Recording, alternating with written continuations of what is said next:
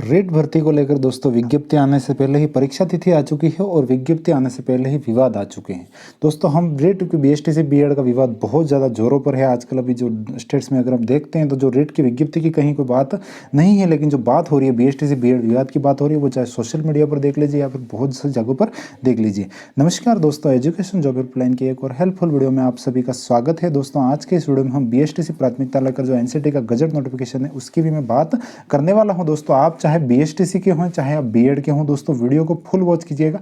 इस वीडियो को full watch करने का फायदा ये होगा दोस्तों कि आप जो दिमाग में जो आपके माइंड सेट जो बिगड़ चुका है, जो बाहरी लोगों की या फिर जो किसी के भड़काने के कारण या किन्हीं की बातों से भ्रमित होकर सोशल मीडिया के माध्यम से, तो वो जितने भी आपकी जो खुराफाती जो दिमाग में घुसी हुई है वो आपकी सारी निकल जाएगी और आप अच्छे से तैयारी कर पाएंगे। जो आपका लक्ष्य है उसमें लग पाएंगे। और दोस्तों जो भड़काने वाले हैं उनका लक्ष्य भी यही है कि कहीं ना कहीं आपको जो भर्ती से भड़काना और उनका लाभ उठाना। तो दोस्तों इस बात को आप समझिए और इस वीडियो को फुल वॉच कीजिए, चाहे बीएसटी से हैं चाहे बीएड से हैं, तो इस बात को इस वीडियो को पूरा वॉच करेंगे तो आप इसको जो अच्छे से समझ पाएंगे। मैं एनसीटी का गजट नोटिफिकेशन, अलग अलग स्टेट्स की क्या क्या पॉलिसीज बनी है वो सारी मैं आपको इन्फॉर्मेशन देने वाला हूं। तो ये सारी वीडियो को अच्छे से वॉच कीजिएगा और रेट वाले स्टूडेंट्स के साथ ज़्यादा से ज़्यादा शेयर कीजिएगा ताकि अच्छे से पढ़ सकें और जो दिमाग से अपने माइंड सेटल है अपने अपने लक्ष्य की और अच्छे से तैयारी करके आपकी जो रेट में एक सीट है 31,000 पदों पर या 32,000 पदों पर जो भर्ती आती है उसमें आपकी जो एक सीट है वो कन्फर्म हो सके। तो चलिए दोस्तों एजुकेशन जॉब हेल्पलाइन की तरफ से ये जो खास वीडियो है इसको हम शुरू करते हैं। तो दोस्तों सबसे पहले अगर हम बीएसटीसी बीएड के जो विवाद है उसकी जो स्टार्टिंग हुई थी उसकी बात करते हैं तो सबसे पहले हम उस नोटिस में जाते हैं। हालांकि ये नोटिस आपने जो गजट नोटिफिकेशन है ये आपने देख रखा होगा, लेकिन मैं सिर्फ आपको यहाँ पर उसकी डेट और उसके जो क्रमांक है वो आपको मैं याद दिलाना चाहता हूँ ताकि मैं जो बात आगे की जो बात करूंगा उसको आप क्लियरली समझ सकें। दोस्तों यहाँ पर 29 जून 2018 को जो है एनसीटी की तरफ से गजट नोटिफिकेशन जारी किया गया, वहीं से ये सारी बातें हैं वो शुरू हुई थी। यहाँ पर इन्होंने कहा था कि जो 1 से 5 तक पढ़ाने के लिए अध्यापक की नियुक्ति के लिए विचार किया जाएगा। दोस्तों यहाँ पर विचार किया जाएगा की बात की गई थी, अनिवार्यता की बात नहीं थी। ये बात तो आपने सुन भी ली होगी, मैं ये बात बार बार रिपीट नहीं करूंगा, लेकिन केवल आपकी जानकारी के लिए। और यहाँ पर ब्रिज कोर्स का उल्लेख किया गया आपको। दोस्तों यहाँ पर 28 जून 2018 वाला ये जो 29 जून 2018 का जो है गजट है इसको ध्यान में रखना है। उसके बाद दोस्तों जैसे ही जून 2018 में ये गजट जारी हुआ उसके बाद दोस्तों मैं त्रिपुरा का जो एनसीटी का जो गजट है वो भी बताने वाला हूँ, लेकिन मैं जो जैसे टाइमलाइन स्टेप्स होती है उसके अकॉर्डिंग चलता हूं। तो दोस्तों यहां पर जैसे ही आप देखते हैं उत्तराखंड की हम बात कर लेते हैं, क्योंकि जैसे ही जून 2018 में जो है एनसीटी का गजट जारी होता है वहां पर जो संशोधन वाला विचार वाला बीएड के लिए, तो यहां पर दोस्तों 14 दिसंबर 2018 को दोस्तों यहां पर उत्तराखंड शासन की तरफ से एक शिक्षा विभाग है उनकी तरफ से जो है अध्यापक के जो सेवा नियम है उसमें संशोधन किया जाता है। क्यों संशोधन किया जाता है? क्योंकि दोस्तों बीएड वाले के लिए जो एनसीटी ने नोटिफिकेशन निकाला था तो उसको देखते हुए इन्होंने अपने जो उत्तराखंड स्टेट है सबसे पहली भर्ती वहीं पर आई थी और उत्तराखंड राज्य ने फिर अपनी जो नियुक्ति संबंधी नियमावली होती है, हर स्टेट की पॉलिसीज होती है, तो उसमें इन्होंने जो बात की उल्लेखित की उस बात को मैं आपको यहाँ पर क्लियरली बता रहा हूँ। दोस्तों ये कोई भी बात मैं अपनी तरफ से नहीं बता रहा हूँ, जो है मैं आपको विथ प्रूफ आपके सामने पीडीएफ है और उसको रन करते हुए ये पूरी बात बता रहा हूँ। इसलिए दोस्तों अपने दिमाग में ऐसी कोई बात ना रखें कि ये कोई बात गलत की जा रही है या फिर जो सामने है वो चीज़ आपको क्लियरली नजर आ रही होगी। तो यहाँ पर दोस्तों यहाँ पर जो नियम 15 में जो संशोधन किया गया उत्तराखंड के स्टेट की अगर हम बात करें तो योग्यताधारी अभ्यर्थियों के प्राप्त आवेदन पत्रों पर प्रथम वरीयता द्विवर्षीय डीएलएड 4 वर्षीय बीएलएड प्रशिक्षित अभ्यर्थियों को दी जाएगी। डीएलएड प्रशिक्षित अभ्यर्थियों की अनुपलब्धता की स्थिति में बीएड या विशेष शिक्षा प्रशिक्षित योग्यताधारी आवेदन पत्र पर विचार किया जाएगा। तो दोस्तों यहाँ पर उत्तराखंड जो सरकार उत्तराखंड की जो शासन है उनकी तरफ से ये बात डीएलएड को प्राथमिकता दी गई प्राथमिक अध्यापक के रूप में नियुक्ति के लिए। और यहाँ पर इन्होंने जो बाद में भी और कंप्लीट नोटिफिकेशन में आप देख पा रहे हैं, कंप्लीट अगर ये नोटिफिकेशन क्लियर नहीं दिख रहा है तो अपनी जो क्वालिटी है उसको थोड़ा अप कर लीजिएगा तो आप अच्छे से इसको वॉच कर सके। दोस्तों सहायक अध्यापक के रूप में जो है यहाँ पर राजकीय प्राथमिक शिक्षा परिषद अध्यापक पे नियमावली 2012 के अनुसार प्रशिक्षित अर्हताकारी अभ्यर्थी उपलब्ध न होने की दशा में भारत में विधि द्वारा स्थापित विश्वविद्यालय एनसीटी से मान्यता प्राप्त बीएड अर्हताधारी अभ्यर्थी भी प्रस्तर 3 के प्रतिबंध सहित नियुक्ति हेतु पात्र होंगे। लेकिन दोस्तों यहाँ पर जो है अर्हताकारी अभ्यर्थी उपलब्ध मतलब जो डीएलएड धारी है वो उपलब्ध नहीं होते हैं, उस स्थिति में बीएड वालों की उपलब्ध जो नियुक्ति है प्राथमिक अध्यापक की उसके पर विचार किया जाएगा। ये बात क्लियरली हुई उत्तराखंड स्टेट के अकॉर्डिंग। हम देखते हैं यहाँ पर डीएड के लिए जो उन्होंने नोटिफिकेशन जारी किया।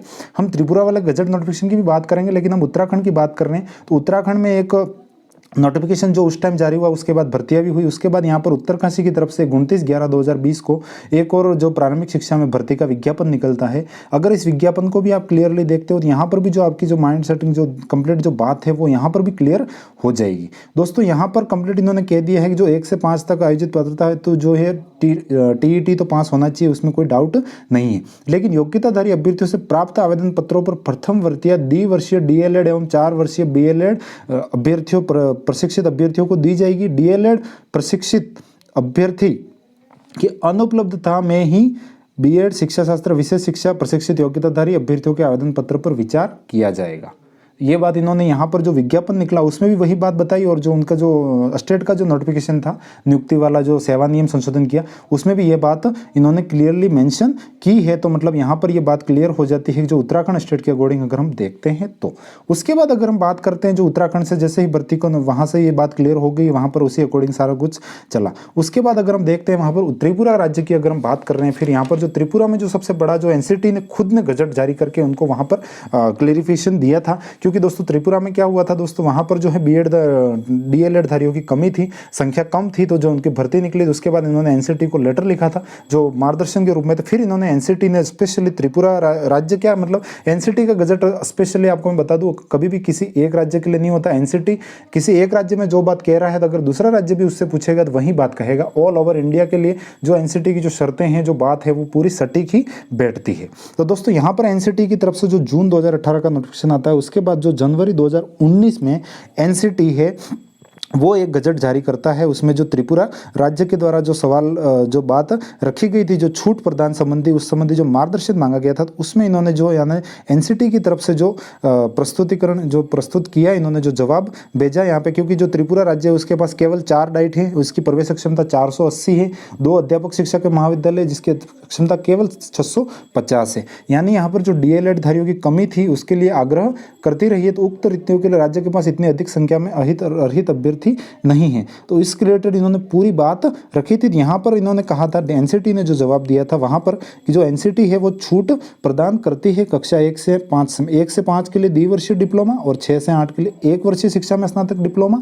इस संबंधी ये जो बात थी NCT ने वो कम्प्लीटली जो बात थी 23 अगस्त 2010 के नोटिस के अकॉर्डिंग वो इन्होंने क्लियरली बताई वापिस। और उसके बाद जो इन्होंने संशोधन किया था उस अकॉर्डिंग भी इन्होंने पूरी बात इसमें कम्प्लीटली बोली। लेकिन जो 23 अगस्त 2010 के अगर हम नोटिस के अकॉर्डिंग देखते हैं, या पॉइंट नंबर 4 को अगर आप देखोगे यहाँ पर आप इसको पढ़िएगा, नियुक्ति के मामले में राज्य सरकार NCT के तारीख 23 अगस्त 2010 की अधिसूचना में विनिर्दिष्ट न्यूनतम अर्हता रखने वाले पात्र अभ्यर्थियों को प्राथमिकता देगी जो समय समय पर संशोधित की गई है, और केवल उसके बाद ही इस अधिसूचना में छूट के बाद विनिर्दिष्ट पात्रता अनुसार पात्र अभ्यर्थियों पर विचार किया जाएगा। मतलब यहाँ पर जो है कम्प्लीटली DLED की जो है प्राथमिकता की बात इन्होंने कही है, क्योंकि जो 1 से 5 के अध्यापन के लिए जो DLED का कोर्स समर्पित होता है, क्योंकि हम कोई भी काम करते हैं तो हम जो DLED में एडमिशन ले रहा है तो उसे पता है कि उसको प्राइमरी में तृतीय श्रेणी अध्यापक में जाना है, मुझे प्राथमिक में पढ़ाना है। BEd वाला कर रहा है तो उसे पता है मुझे उच्च प्राथमिक में जाना है, या फिर मैं अलग अलग डिग्री करूंगा तो मुझे आगे मेरे फर्स्ट ग्रेड तक के रास्ते हैं वो खुल जाएंगे।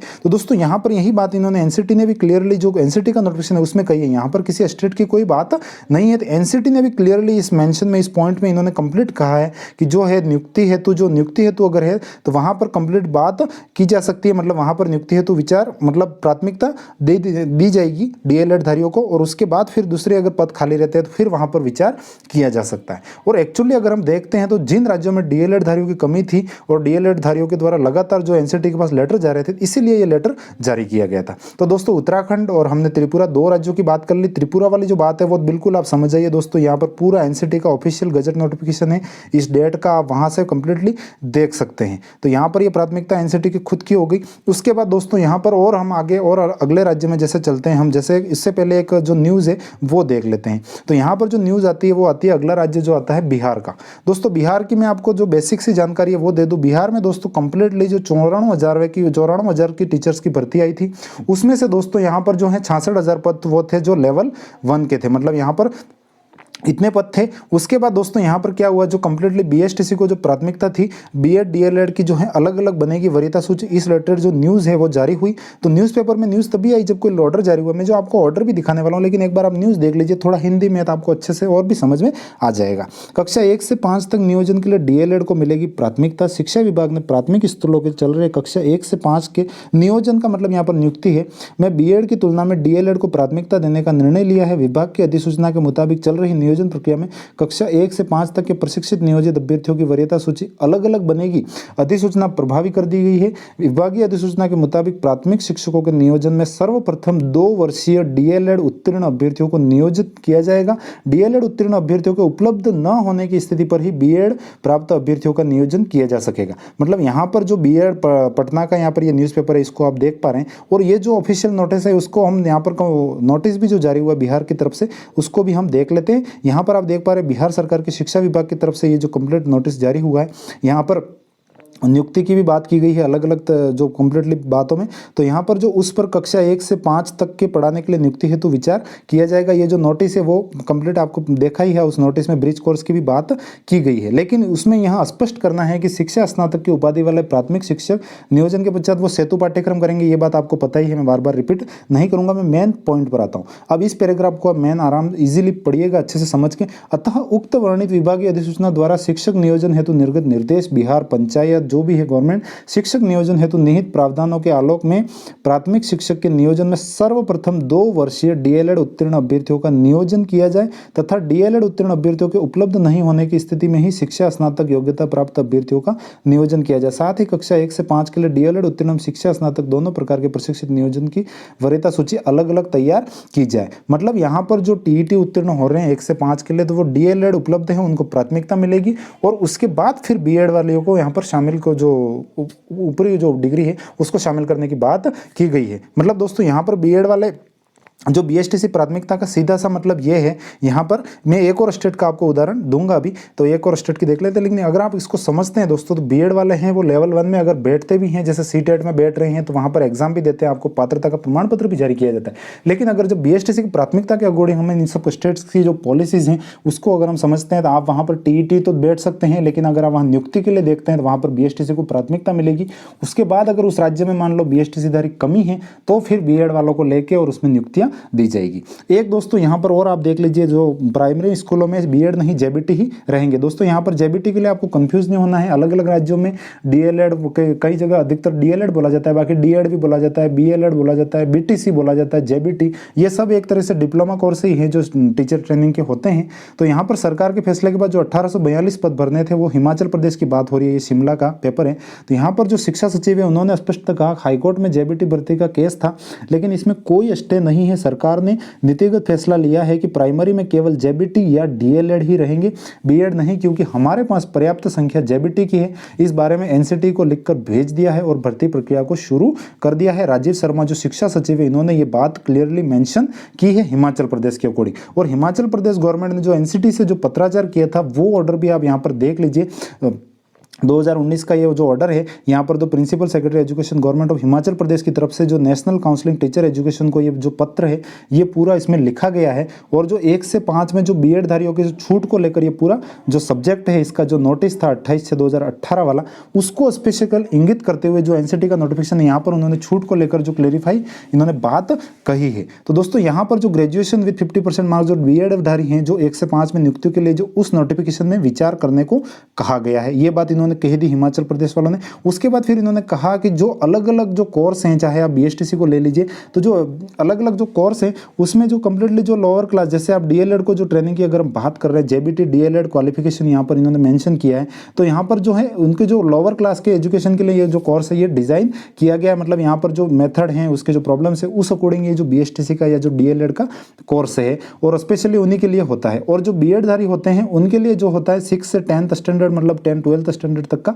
ये जो कोर्स है उसको डिजाइन करके और उसी के अकॉर्डिंग उनकी ट्रेनिंग की जाती है। तो इस तर्क को आधार बना के जो हिमाचल प्रदेश ने जो इन पोजीशन इन्होंने कंप्लीटली मेंशन किया है कि हमारे पास जो जेबीटी कैंडिडेट्स हैं वो पर्याप्त मात्रा में अवेलेबल है, तो हम उनको प्राथमिकता से appointing only DElEd candidates as JBT के पोस्ट जो है यहाँ पर इन्होंने इसको माना है, मतलब डीएलएड को इन्होंने, हिमाचल प्रदेश की गवर्नमेंट ने भी ये डीएलएड जो एनसीटी से पत्राचार हुआ उसमें ये बात इन्होंने भी क्लेरिफाई मेंशन की है। तो दोस्तों चाहे आप बीएड से हो चाहे बीएसटीसी से, जो मैंने जो बात है उसको मैंने क्लियर बताया है दोस्तों। जो आपको ये जो भड़का रहे हैं, जो अलग अलग तरीके से जो बातें आपको बता रहे हैं, इन बातों से दोस्तों बचिए। अभी भी समय है, अभी जो समय है तैयारी का समय है।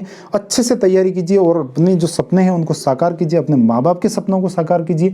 अच्छे से पढ़िए। आपको 31,000 की और 1,000 पद बढ़ने की भी बात चल रही है, या 32,000 की, या जो भी ज़्यादा पदों पर भी भर्ती आती है उसमें से एक सीट अपनी कंफर्म कीजिए। ऐसी तैयारी कीजिए कि लग जाएं आप। बस इन फालतू की बातों से बचिए दोस्तों। ये जो बात थी, मैंने त्रिपुरा में भी एनसीटी का गजट नोटिफिकेशन मैंने आपको बताया, एनसीटी पूरे देश में एक ही है, और उसकी जो अगर दूसरे स्टेट वाले भी कहीं ये स्थिति बनेगी तो एनसीटी वही बात बोलेगा जो दूसरे स्टेट में बोली। तो इस बात को आप समझ लीजिए। मेरा कोई बीएड वालों से इतना कोई वो नहीं है, या फिर बीएसटीसी वाले कोई मेरे इतने कोई खास नहीं है, मैं केवल उनकी ही बात करूं, लेकिन जो बात नियमों में है उसकी बात को मैं क्लियर कर रहा हूं ताकि आप भ्रम से बच सके। और बेरोजगारों का हित मेरे लिए सर्वोपरि है, तो मैं उसके लिए समर्पित हूं। मैं उनके लिए जो है आपके लिए प्रयास ये करता रहूंगा। अगर आप चाहते हैं दोस्तों मैं अलग अलग स्टेट्स की विज्ञप्ति वाइज भी वीडियो बनाऊं, बीएसटीसी डीएड की क्या क्या स्थिति बनी अलग अलग राज्यों में, तो वो भी मैं वीडियो तैयार कर दूंगा। आप कमेंट में मुझे सजेशन दीजिएगा तो मैं श्योर वीडियो तैयार करूंगा। रेट वाले स्टूडेंट्स के साथ ज़्यादा से ज़्यादा शेयर कीजिए। इसी प्रकार की अपडेट के लिए चैनल से जुड़े रहिए। मिलेंगे और किसी अच्छी और नॉलेजेबल अपडेट के साथ। तब तक के लिए जय हिंद, वंदे मातरम दोस्तों।